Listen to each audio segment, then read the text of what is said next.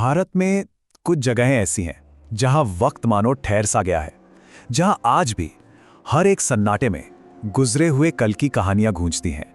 ये वो जगहें हैं जो अब पूरी तरह वीरान हैं, लेकिन इनकी खामोशी में हजारों राज दफन हैं। लेकिन सवाल ये उठता है कि आखिर ऐसा क्यों होता है? क्यों कुछ जगहें समय के साथ आगे नहीं बढ़ पाती? क्यों वो इतिहास के किसी एक पन्ने में हमेशा हमेशा के लिए कैद होकर रह जाती हैं? आइए आज इन वीरानियों के पीछे छिपे रहस्यों की परतें खोलते हैं। इस सफर में हमारी पहली मंजिल है राजस्थान का भानगढ़, एक नाम जिसे आज पूरा भारत देश की सबसे भूतहा जगह के तौर पर जानता है। 1573 में इसे राजा भगवंत दास ने अपने बेटे के लिए बड़े नाज से बनवाया था। एक वक्त था जब यहाँ जिंदगी मुस्कुराती थी, बाजारों में रौनक होती थी, पर आज यहाँ सिर्फ खामोशी है और चारों तरफ बिखरे हुए खंडहर। कहते हैं इस बर्बादी के पीछे दो कहानियां हैं। पहली कहानी एक तांत्रिक सिंघिया की, जो राजकुमारी रत्नावती की खूबसूरती पर मोहित था। उसने राजकुमारी को काले जादू से पाने की कोशिश की, पर उसकी साजिश नाकाम हो गई और मरते मरते वो तांत्रिक भानगढ़ को श्राप दे गया। दूसरी कहानी एक साधु की है, जिसकी बस एक शर्त थी, किले की परछाई उसके घर पे नहीं पड़नी चाहिए। जब वो शर्त टूटी तो साधु के श्राप ने इस हंसते खेलते शहर को उजाड़ दिया। ये सिर्फ कही सुनी बातें नहीं हैं। भारतीय पुरातत्व सर्वेक्षण यानी आर्कियोलॉजिकल सर्वे ऑफ इंडिया खुद इस जगह की हदों को तय करता है। किले के बाहर लगे सरकारी बोर्ड पर साफ साफ लिखा है, सूर्यास्त के बाद प्रवेश वर्जित है। सरकार ऐसा क्यों कहती है? आसपास रहने वाले लोग और वो हिम्मत वाले लोग जो यहाँ आते हैं, अजीब अजीब अनुभवों की बात करते हैं।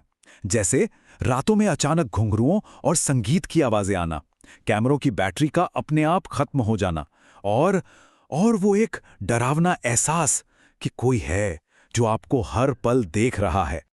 भानगढ़ की कहानी एक श्राप से जुड़ी है, और हमारी अगली मंजिल कुलधरा की कहानी भी एक श्राप पर ही खत्म होती है।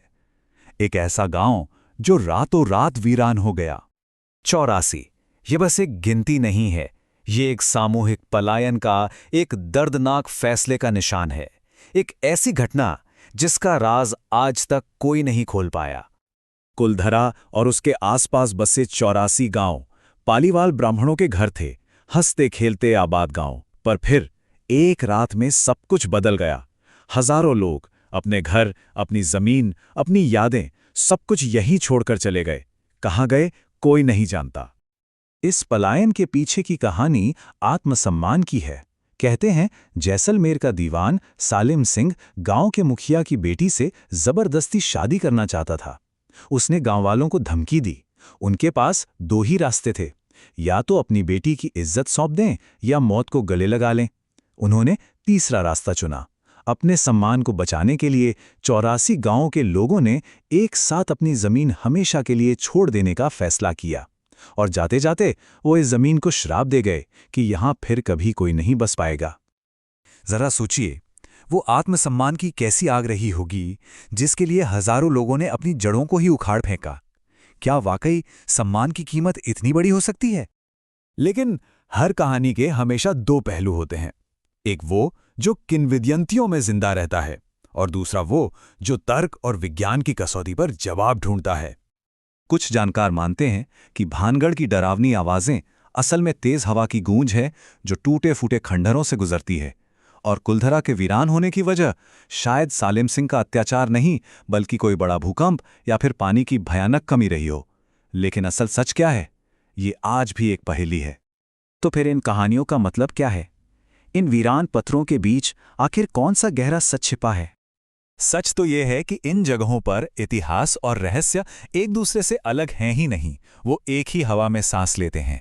यहाँ का हर पत्थर एक कहानी कहता है, और हर साया एक राज छिपाए हुए है।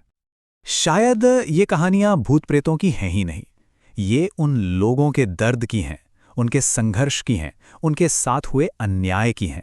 ये उन ऐतिहासिक जख्मों की गूंज हैं जो आज भी इन खंडरों में जिंदा हैं। ये कहानियां हमें याद दिलाती हैं कि कुछ यादें और कुछ जख्म कभी नहीं मरते। और आखिर में बस एक सवाल, अगर भानगढ़ और कुलधरा के ये खामोश पत्थर कभी बोल पाते तो हमें क्या बताते? किसी श्राप की कहानी या अपने साथ हुए अन्याय का दर्द? इसका जवाब शायद हमेशा इन्हीं वीरानियों में दफन रहेगा।